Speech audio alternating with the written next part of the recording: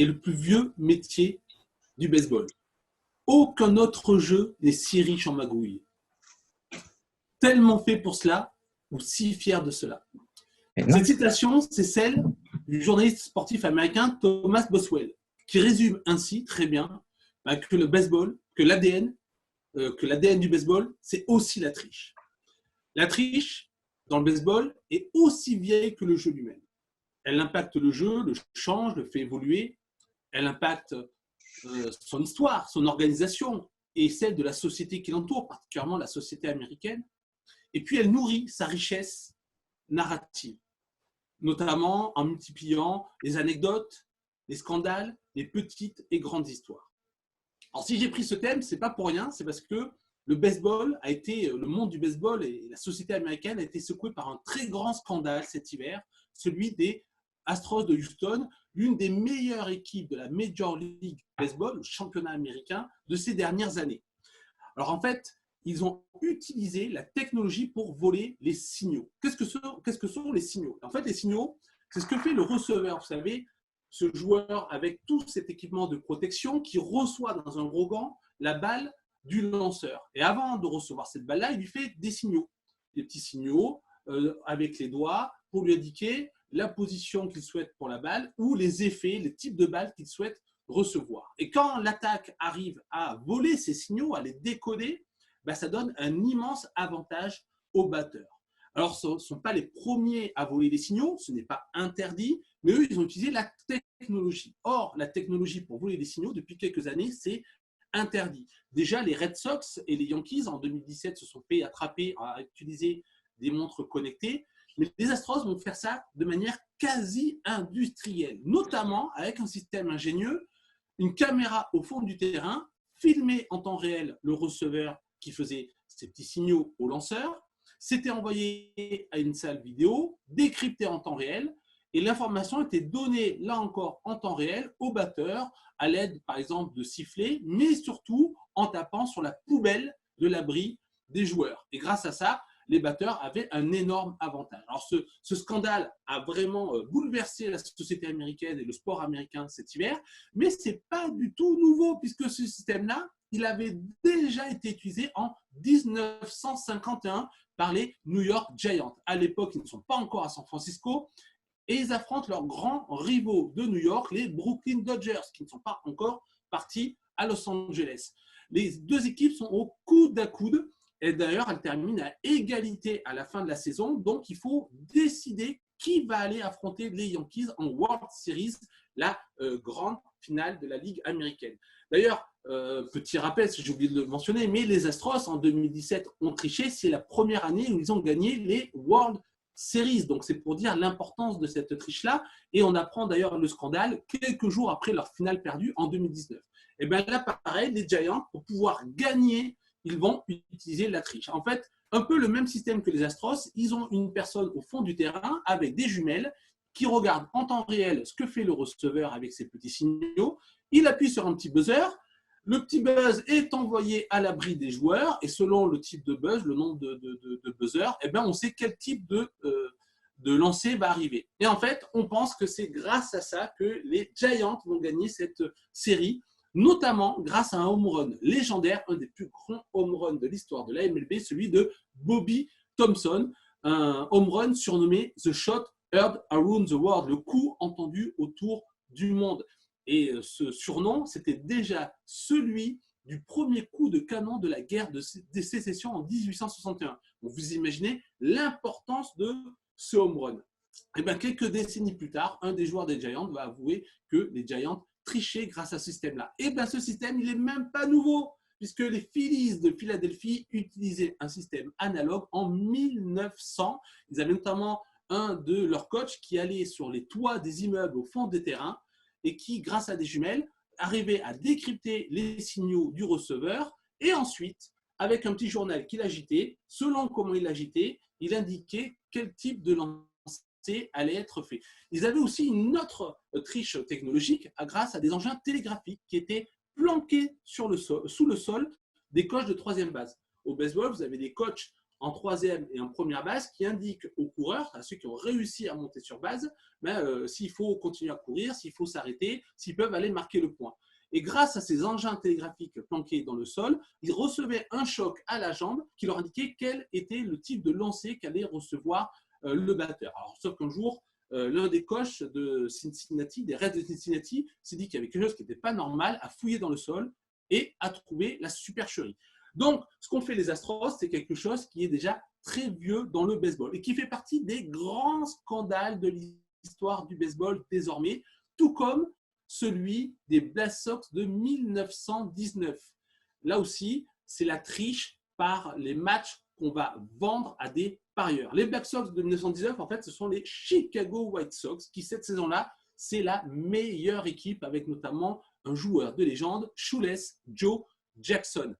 Et en fait, on va apprendre très tôt l'année suivante, en 1920, que les White Sox ont vendu les World Series qu'ils ont joué contre les restes de Cincinnati. C'est un drame national. Le baseball, le sport roi, le sport national est vendu pour de l'argent, notamment avec sa grande star, Shoeless Joe Jackson. Alors, la justice va les innocenter, mais ça va obliger les propriétaires de ligues et d'équipes à se réorganiser pour regagner la confiance du public. Et ils vont créer un poste qui est aujourd'hui un poste qu'on retrouve dans toutes les grandes ligues NBA, NHL, NFL. C'est le commissaire de la MLB. Et ils vont prendre d'ailleurs un juge, un vrai juge, le juge Kennesaw Mountain-Landis, pour occuper ce poste. Lui, il va réclamer d'ailleurs les pleins pouvoirs. Et même si la justice innocente les joueurs et les parieurs, lui, il va les bannir à vie, y compris Shoeless Joe Jackson, qui pourtant avait en fait finalement pas très bien compris dans quoi il se mettait les pieds. Ça a été d'ailleurs le meilleur joueur des World Series. Il a frappé comme un dieu, mais il va être pris dans le lot et encore aujourd'hui, il est banni du temple de la renommée du baseball. Et en fait, ce problème-là, il n'est pas nouveau puisque c'est ce qui va présider à la création de la première ligue majeure officielle de baseball, la Ligue nationale, qui existe encore aujourd'hui, en 1876. Juste avant, il y a une ligue professionnelle qui n'arrive pas à exister, problème de structuration, problème avec les parieurs. Et donc, deux personnes, notamment A.J. Spalding, veulent remettre de la vertu dans le baseball et créer cette ligue nationale pour expulser les parieurs et les tricheurs. Et d'ailleurs, ils vont avoir un premier scandale en 1877 avec les Louisville Grey et ils vont bannir à vie toute l'équipe. Mais il faudra attendre quelques années encore après l'année 1920 pour pouvoir voir les parieurs vraiment quitter le monde du baseball. Mais l'année 1920, ce scandale, en plus de Babe Ruth et en plus de changements qu'on va voir sur les règles au niveau des balles, vraiment est une date charnière dans le baseball.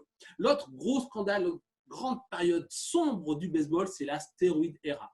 Fin des années 80, moitié des années 2000, on a un dopage généralisé à l'aide de stéroïdes puis d'hormones de croissance dans le baseball. Alors, pour ceux qui connaissent, vous me direz, le dopage dans le baseball, c'est encore un souci puisque c'est l'un des sports où on a encore le plus de contrôle positif anti-dopage.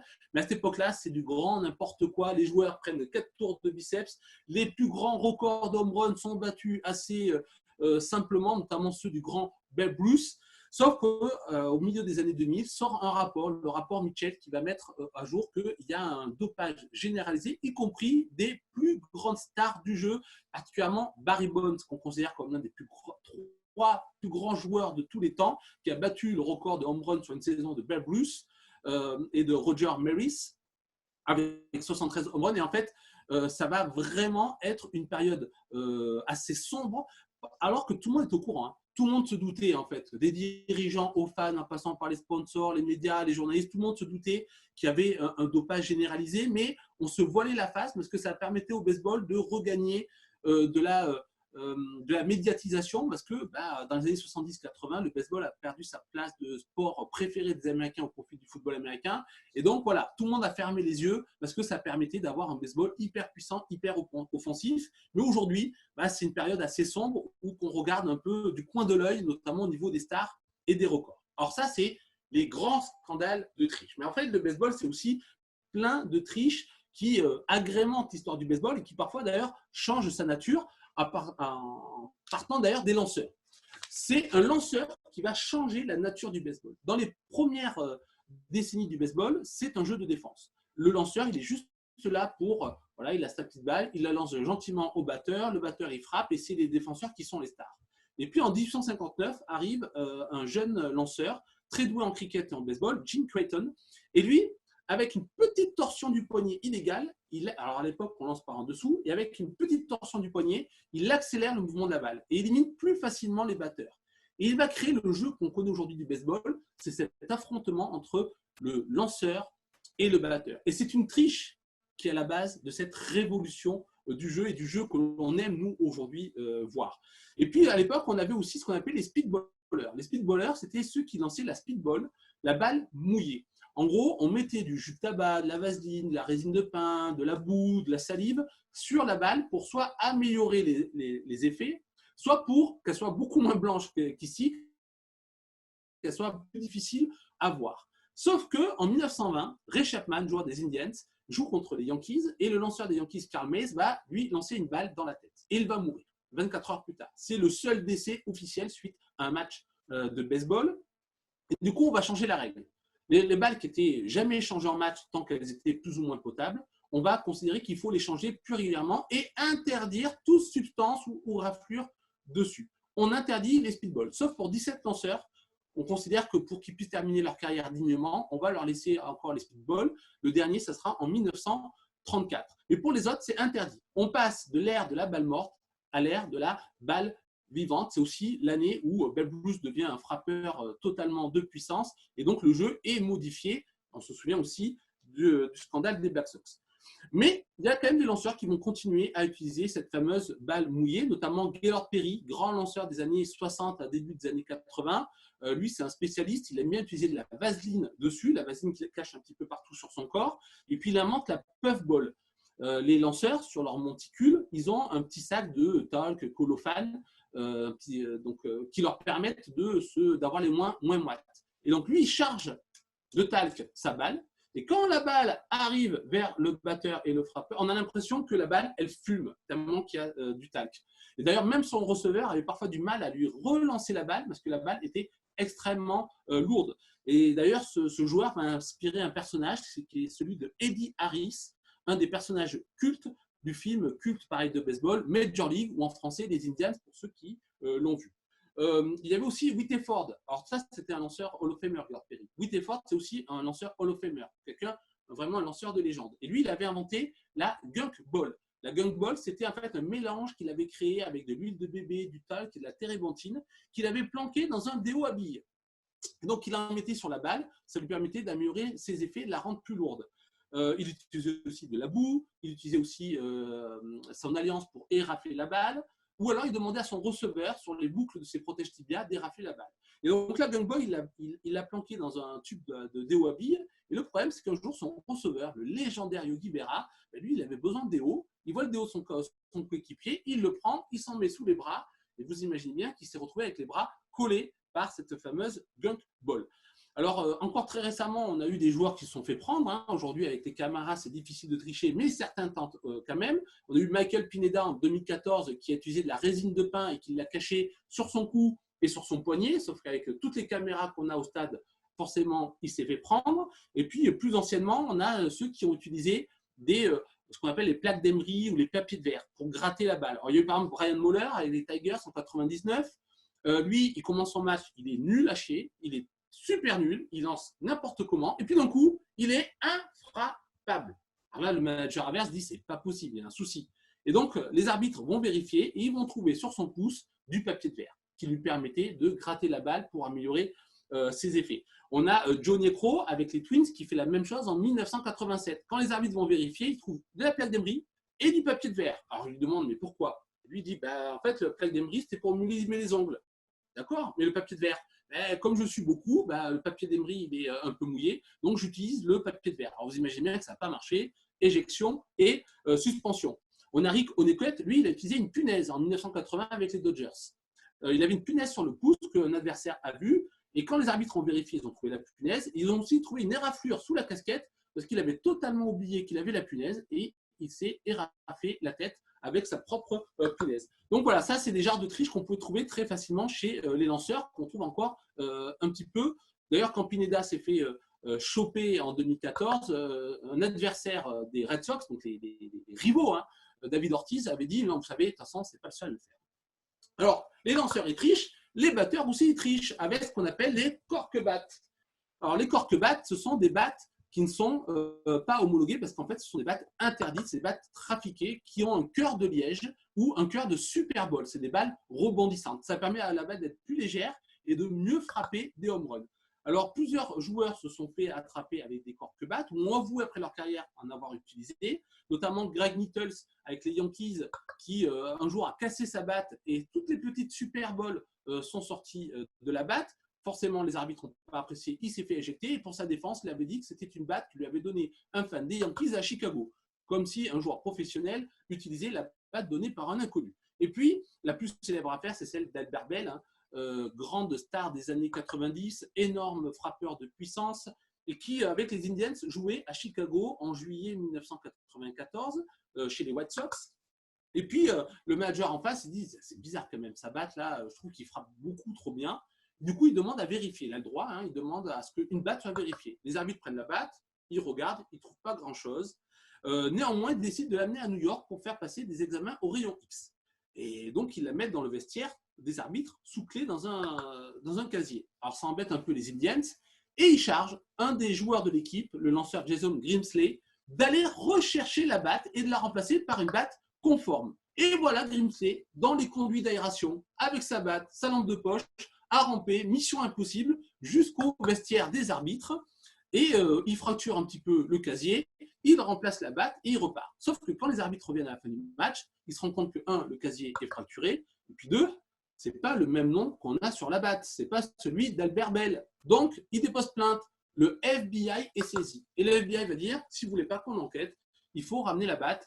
La batte originelle sera ramenée, examen rayon X, c'est une cork-batte. Albert Bell sera suspendu. Bon, il n'a pas eu beaucoup de matchs de suspension, donc c'était quand même pas si grave que ça. Alors, il y a aussi les défenseurs qui trichent. Et parmi eux, il y en a deux très célèbres pour ça. Le premier, c'est Mike Kelly, dit King Kelly, la plus grande star du baseball de la fin du 19e siècle, la première superstar people du baseball et du sport moderne, le premier joueur à avoir eu son autobiographie, aussi acteur de vaudeville. Et puis, sur le terrain, c'était un super batteur, mais aussi un très grand défenseur. Et qui jouait un peu avec les règles assez floues du baseball à l'époque. Donc d'ailleurs, on ne l'a jamais vraiment considéré comme un tricheur. Aujourd'hui, on dirait que c'était un tricheur. À l'époque, c'était un génie et un filou à la fois. Et une de ses techniques, c'était de mener une balle cachée dans son uniforme. Et quand la balle était frappée et qu'on n'arrivait pas à la retrouver, parce qu'à l'époque, il n'y avait qu'un seul arbitre, et puis les balles, je vous dis, elles étaient assez foncées, donc on ne les trouvait pas très forcément tout le temps, hop, il sortait la balle en disant « Regardez, je l'ai trouvé, lui, il est éliminé, je l'ai rattrapé de volée ». Donc, c'était une de ses astuces. Un autre joueur de légende à avoir utilisé ça, c'est John McGraw. John McGraw, il est surtout connu pour être un manager des New York Giants de légende, il est au Hall of Fame. C'est aussi le premier président d'honneur de la Fédération française de baseball en 1924, pour la petite histoire. Et lui, quand il défendait sur sa troisième base, il adorait empêcher les joueurs adverses d'aller sur sa base ou d'aller courir au marbre pour marquer le point. Donc, il leur attrapait les ceintures, les boucles, il les faisait trébucher. Et comme encore à l'époque, il n'y avait qu'un seul arbitre, c'était assez simple pour lui d'être aussi filou, aussi tricheur sans se faire prendre. Alors, ce n'est pas le seul. Il n'y a pas que les joueurs qui trichent. Il y a aussi les gens de l'encadrement. Par exemple, là encore un personnage de légende, un vrai roman à lui tout seul, c'est Bill Vick, grand propriétaire de plusieurs équipes de baseball. Et lui, il était connu pour avoir une clôture amovible au fond du terrain qu'il bougeait selon les adversaires de ses équipes. Comme ça, quand l'adversaire était très puissant, on reculait la clôture. Quand il était moins puissant, on avançait la clôture. Alors ça, cette technique-là, elle a obligé la MLB à sévir et à dire que dorénavant, chaque dimension de terrain vaut pour une saison. Cette technique, elle a été aussi utilisée par une grande famille de tricheurs, c'est la famille Bossard. Les Bossard, ils ont triché sur 3 générations pendant 90 ans. D'abord, le grand-père Émile, pour les Indians Cleveland dans les années 20 et les années 30. Lui, pareil, il utilisait ce système de clôture amovible selon les adversaires de son équipe, notamment contre les Yankees. Parce que les Yankees étaient tellement puissants avec Lou Gehrig et Babe Ruth que quand ils arrivaient, hop, ils reculaient de plusieurs mètres pour éviter de se prendre trop de home run. Ensuite, ça a été son fils, Jen Bossard, qui a travaillé pour les White Sox de Chicago à partir des années 40. Alors lui, il avait 3 techniques de triche. La première, c'était il alourdissait les balles des adversaires. Il les mettait dans une pièce froide et humide. En quelques jours, elles prenaient une quarantaine de grammes et elles étaient beaucoup plus difficiles à lancer pour les adversaires.